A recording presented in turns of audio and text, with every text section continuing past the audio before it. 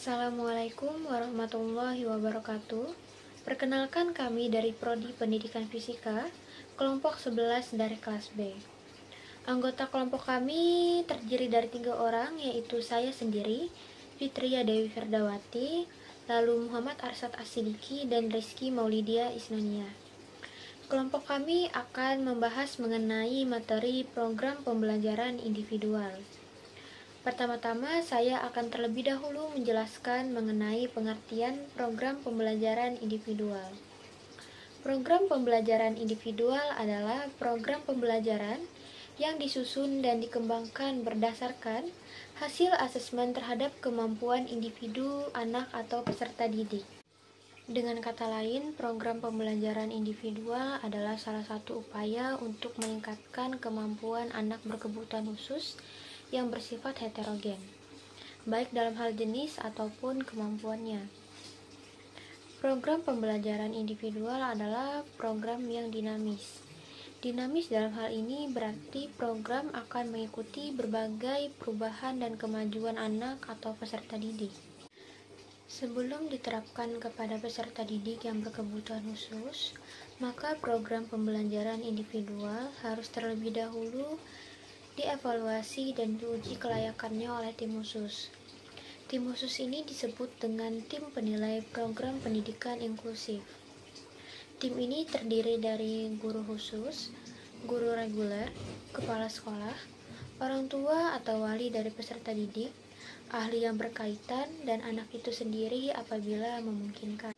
Maka dari itu, seorang guru harus kompeten dalam menyusun program pembelajaran yang mampu mengakomodasi kebutuhan peserta didik.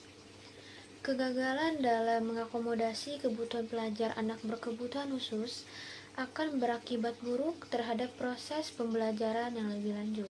Kemudian dilanjutkan dengan pembahasan komponen program pembelajaran individual. Komponen-komponen yang disusun dalam program pembelajaran individual hendaknya memuat 7 pernyataan berikut, yaitu: pertama, taraf kemampuan anak, meliputi kemampuan akademis dan non-akademis, tingkat inteligensi, kesehatan, kondisi psikologis, dan karakteristik kelainan. Semua data tersebut diperoleh melalui pengamatan, tes, wawancara, ataupun dengan cara yang lain. Kedua, tujuan umum yang akan dicapai selama setahun dan penjabarannya dalam tujuan-tujuan pembelajaran secara khusus. Tujuan umum disesuaikan dengan kebutuhan individual peserta didik berdasarkan deskripsi kemampuan. Sedangkan tujuan khusus dikonsep dan dikembangkan melalui analisis tugas yang dijadikan sebagai acuan dalam proses pembelajaran untuk mencapai kemampuan maksimal yang lebih spesifik. Ketiga, tersedianya layanan khusus bagi anak. Layanan khusus bagi anak memuat daftar layanan khusus yang diperlukan untuk memenuhi kebutuhan peserta didik, baik dalam aspek pendidikan atau aspek lainnya yang terkait. Misalnya, pemberian layanan speech therapy bagi anak yang memiliki hambatan dalam berbicara, atau pemberian layanan fisioterapi bagi anak yang memiliki hambatan dalam pergerakannya. Keempat, perluasan layanan untuk mengikuti program reguler. Hal ini memiliki tujuan untuk memberikan kesempatan kepada peserta didik yang berkebutuhan khusus untuk berinteraksi langsung dengan teman sebayanya yang umum. Yang kelima yaitu proyeksi dimulainya kegiatan. Di sini berisikan rencana tanggal dimulainya kegiatan program pembelajaran individual untuk setiap tujuan khususnya.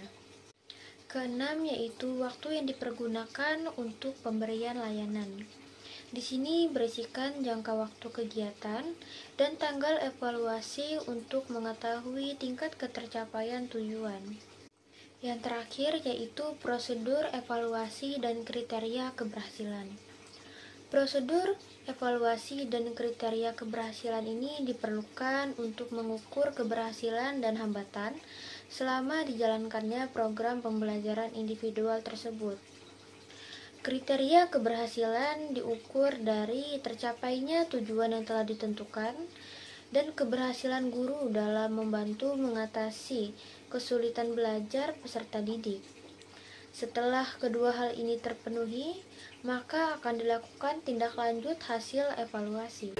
Iya, pada pembahasan kali ini saya akan melanjutkan pembahasan yang telah disampaikan teman saya pada penyampaian sebelumnya, yaitu tentang tindak lanjut program pembelajaran individual.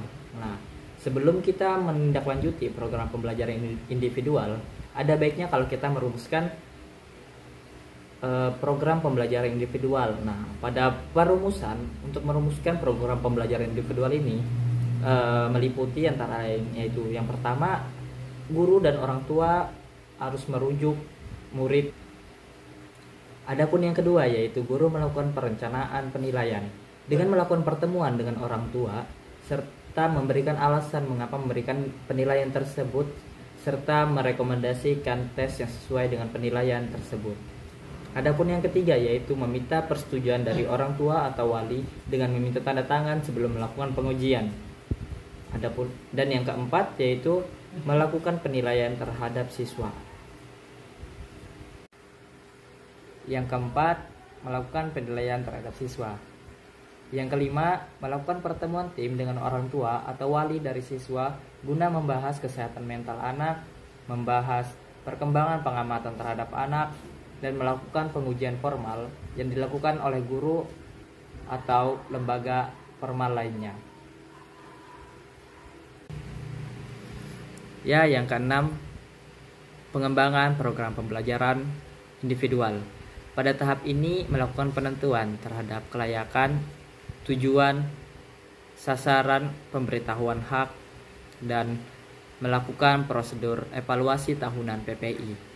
Dan yang ketujuh, yaitu melakukan pelaksanaan PPI.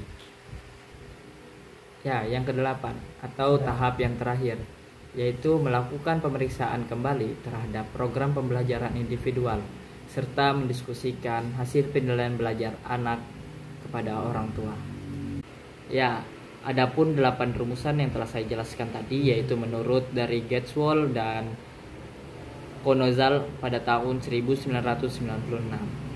Dan pada kelompok kami ini kami menemukan adapun sumber lain dalam merumuskan program pembelajaran individual, yaitu ada 5 langkah dalam merumuskan program pembelajaran individual, yaitu yang pertama, melakukan tim PPI atau membentuk tim program pembelajaran individual, dan yang kedua, melakukan asesmen atau memberikan penilaian terhadap kebutuhan khusus anak. Yang ketiga, yaitu melakukan pengembangan tujuan jangka pendek dan jangka panjang. Dan keempat, merancang prosedur pembelajaran. Dan yang terakhir, yang kelima, yaitu menentukan metode evaluasi yang dapat digunakan untuk menentukan kemajuan proses perkembangan belajar anak. Pendidikan inklusif merancangkan bahwa setiap anak, termasuk anak dengan berkebutuhan khusus atau ABK, memiliki hak yang sama dalam memperoleh pendidikan di sekolah reguler. Hal ini membuka kesempatan bagi mereka untuk belajar bersama dengan mereka yang tidak memiliki kebutuhan khusus. Oleh karena itu diselenggarakan pendidikan inklusif yang telah direncanakan melalui berbagai deklarasi dan diperkuat oleh Undang-Undang Nomor 20 Tahun 2003. Didiknas mendorong semua pihak yang bergerak di bidang pendidikan untuk mewujudkannya. Pelaksanaan pendidikan inklusif harus dimulai sejak usia dini. Untuk itu kita harus memulainya dari lembaga PAUD. Meskipun selama ini beberapa lembaga PAUD belum melaksanakan pendidikan inklusif, namun panduan untuk lembaga PAUD inklusif belum ada. Hal ini menyulitkan para pendidik dan tenaga kependidikan dalam melaksanakan pendidikan inklusif sebagai panduan dalam melaksanakan pembelajaran atau mengembangkan untuk aspek pada anak usia dini berdasarkan hasil identifikasi asesmen anak usia dini yang diperoleh dikembangkan melalui program pembelajaran individual sebagai panduan untuk mengembangkan program pembelajaran individual dan rencana pelaksanaan pembelajaran harian individual.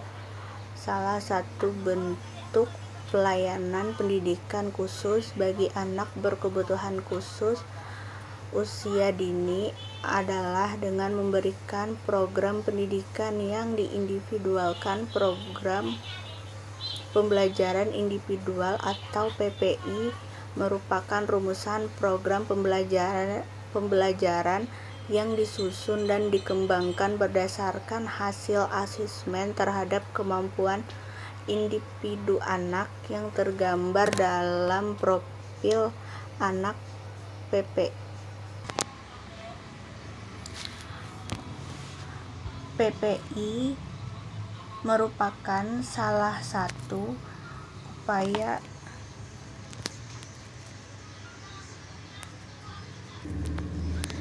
PPI merupakan salah satu upaya untuk mengembangkan kemampuan anak berkebutuhan khusus yang bersifat heterogen, baik dalam hal jenis maupun kemampuannya. Kegiatan awal anak dini berkebutuhan khusus mengikuti kegiatan secara bersama-sama di luar kelas ataupun di dalam kelas, dan dibimbing oleh guru GPK atau guru pendamping ABK. Anak usia dini secara bersama-sama diminta menyanyikan lagu cicak-cicak di dinding sambil bertepuk tangan. Guru menempel gambar cicak di papan tulis untuk kegiatan. Guru GPK mengajak anak usia dini mengamati gambar cicak dan gambar buaya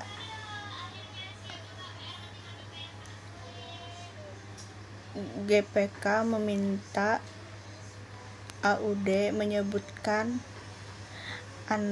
nama binatang tersebut. Jika belum mampu, GPK yang memberitahu kepada ABK.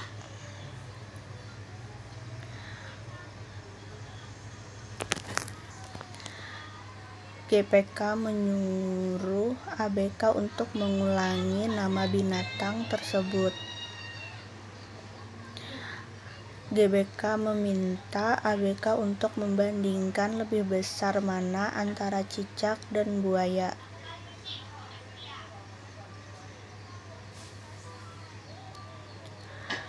GPK bersama AUD membandingkan gambar-gambar binatang lainnya. Sebagai kegiatan penutup, guru memberikan penghargaan kepada ABK dan melakukan evaluasi.